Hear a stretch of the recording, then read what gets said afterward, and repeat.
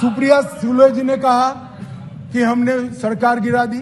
सुप्रिया जी, सबसे पहली सरकार महाराष्ट्र में किसी ने गिराई तो श्रीमान शरद पवार जी ने गिराई थी, और वसंत दादा पाटिल की सरकार गिराकर भारतीय जनसंघ का समर्थन लेकर वो मुख्यमंत्री बने। भारतीय जनसंघ का, भारतीय जनता पार्टी भी नहीं। मान्यवर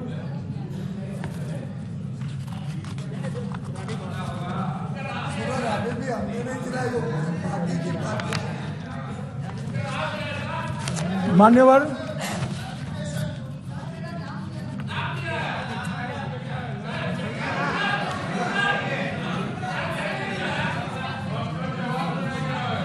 नहीं दीजिए, मान्यवर इनका जवाब सुन लीजिए।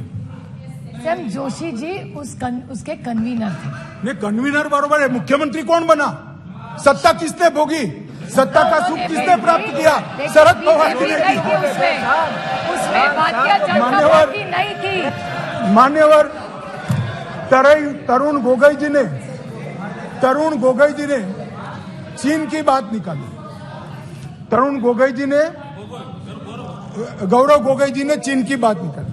मान्यवर मोदी जी तो एक अंतर्राष्ट्रीय बहुराष्ट्रीय मीटिंग में चीन के राष्ट्राध्यक्ष को मिले थे, इसमें कोई आपत्ति नहीं है, मगर मोदी जी ने हिंदी चीनी भाई भाई के नारे नहीं लगाए थे, जिससे 62 जैसी हार का, करारी हार का सामना करना पड़ा।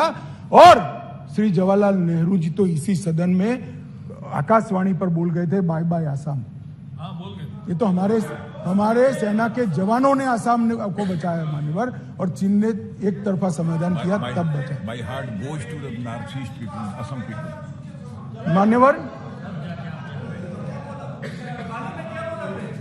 मान्यवर 2008 में बीजिंग के ग्रेट हॉल ऑफ पीपुल में चीनी राष्ट्रपति उपराष्ट्रपति शी जिनपिंग की साथ में समझौता हस्ताक्षर किसने किया था? कौन था वहां? कौन था? और ये हमें सवाल पूछ रहे हैं। मान्यवर, चीनी दूतावास की वेबसाइट पर एक तस्वीर है जिसमें ओलंपिक में चीनियों की मेजबानी से किए जा रहे गांधी वाड्रा परिवार की एक पूरी तस्वीर है, जिसमें पूरा मेज खाने की चीजों से भरा है। ये कोई अंतर्राष्ट्रीय संवाद या गोष्ठी नहीं थी। मान्यवर, अभी एक न्यूज लिंक का खुलासा हुआ है, न्यूज क्लिक का खुलासा हुआ है। अब न्यूज क्लिक ये सारे लोगों को बहुत पसंद है, क्योंकि हमें गाली बोलते हैं, मोदी जी को सवाल पूछते हैं तो बड़े खुश हो जाते हैं, कुछ इनपुट्स भी देते हैं, कुछ वहां से ली हुई चीजों को फॉरवर्ड भी करते हैं। सबके सब है, पूरा यूपीए का गठबंधन है मान्यवर। परंतु ये न्यूज क्लिक किसके पैसों से चलता है? चीनी एजेंसी के पैसों से चलता है। और मान्यवर, ये हमें सवाल पूछे। मान्यवर, अभी भाई एक मिनट, अभी उनको अपने गठबंधन का नाम बदलना पड़ा। अच्छा नाम था यूपीए, 10 साल सत्ता में भी रह लिए थे, क्या प्रॉब्लम था भाई? नाम क्यों बदला? आप लोगों को मैं बताना चाहता हूं, देश की जनता को सदन के माध्यम से मैंने इतने सारे घोटाले टोटल लगाया तो 12 लाख करोड़ के बाद मैंने टोटल छोड़ दिया। 12 लाख करोड़ के घपले घोटाले भ्रष्टाचार यूपीए के नाम पर चढ़े हैं, कैसे जाए बाजार में? अब जो कंपनी दिवालिया हो जाती है या साख खराब हो जाती है इसकी, तो वो नाम बदल दे, बोर्ड बदल दे। इन्होंने भी नाम बदल दिया।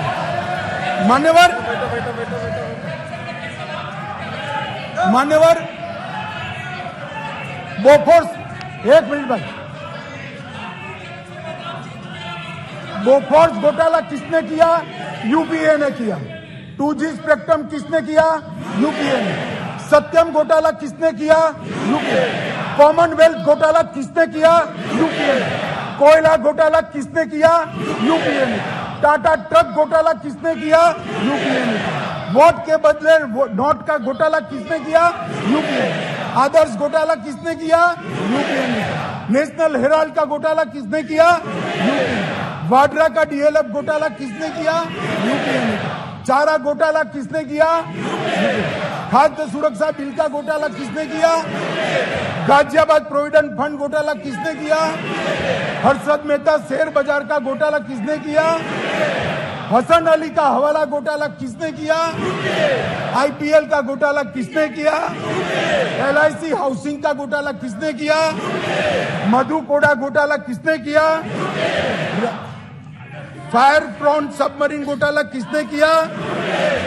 और कांग्रेस अध्यक्ष की यात्रा का भी घोटाला किसने किया? अब साहब इनके पास नाम बदलने के अलावे कोई रास्ता नहीं रहा है। मैं आपको बताता हूं, हमें कोई नाम बदलने की जरूरत नहीं है कि 9 साल में और अटल जी के 6 साल में हमने कोई ऐसा काम नहीं किया जिससे सर झुकाना जा पड़े, सीना तान कर मैदान में जाए। मान्यवर, एनडीए ने स्थिरता दी, 10 साल तक स्थिरता दी। 30 साल से कांग्रेस ने 30 साल तक कोई सरकारों को चलने नहीं दिया। चंद्रशेखर जी को सबसे पहले, चरण सिंह जी को समर्थन दिया सरकार, फिर चंद्रशेखर को समर्थन दिया सरकार, देवगौड़ा को समर्थन दिया सरकार। इनकी फितरत मान्यवर अस्थिरता है। मोदी जी ने, एनडीए ने, भाजपा ने देश को स्थिर शासन दिया है, इसलिए देश विकास है। मान्यवर, मोदी जी ने आजादी के अमृत महोत्सव में देश के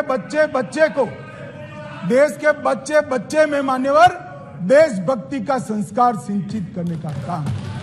मान्यवर, आजादी के अमृत महोत्सव के वर्ष में मोदी जी ने देश के एक एक जन के मन में देश के प्रति सम्मान और सुनहरे भविष्य की आशा को निर्मित करने का काम। मान्यवर, शताब्दी के लक्ष्य तय किए हैं मोदी जी ने, शताब्दी के लक्ष्य तय किए हैं। और आजादी का अमृत महोत्सव समाप्त होते ही 15 अगस्त को अमृत काल शुरू होगा। 25 वर्ष के अंदर हर क्षेत्र में भारत को विश्व में नंबर 1 बनाने का लक्ष्य मिलते हैं। और मैं इनको कहना चाहता हूं, आपको अविश्वास है, जनता को विश्वास। इसलिए आजादी के अमृत महोत्सव के वर्ष में भी अगर आप जनता के बीच में जनता के मुद्दों को लेकर नहीं जाएंगे, ऐसे गलत मुद्दे लेकर जाएंगे, तो वहीं बैठना पड़ेगा, आपको कितना भी बुरा लगे। मान्यवर, मैं आज इस सदन के अविश्वास की प्रस्ताव की चर्चा के माध्यम से देश की जनता को करबद्ध विनती करना चाहता हूं कि देश को आगे ले जाना है। भारत को ऐसे मोड़ में लाकर मोदी जी ने खड़ा किया है, इसको कोई रोक नहीं सकता। आजादी के अमृत वर्ष में हम सब ने शताब्दी में भारत कैसा होगा इसका संकल्प लिया है। संकल्प को सिद्धि में परिवर्तित करने के ये 25 साल है। एक 5 साल मोदी को दे दीजिए, आने वाले दिनों में भारत विश्व के सब क्षेत्रों में 1 नंबर का देश बनेगा। अंत में मान्यवर, मैं फिर से मणिपुर में दोनों जूथों को, दोनों कम्युनिटी को करबद्ध निवेदन करना चाहता हूं कि कृपया हिंसा छोड़ दीजिए, भारत सरकार के साथ चर्चा में आइए, अकेले चर्चा करते ही इसकी जगह साथ चर्चा करिए, रास्ता निकालिए और फिर से हम खुशहाल मणिपुर जल्द से जल्द बनाइए। यही मेरी अभ्यर्थना है।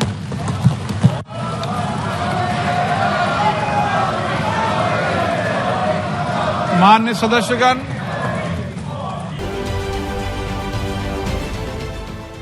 देश विदेशातील प्रत्येक घडामोडींचे लाईव्ह अपडेट मिळवण्यासाठी आता साम टीव्हीच्या सर्व सोशल मीडिया प्लॅटफॉर्मला लाईक, फॉलो आणि सबस्क्राईब करा। तसंच सर्व नोटिफिकेशनसाठी बेल आयकॉन प्रेस करायला विसरू नका।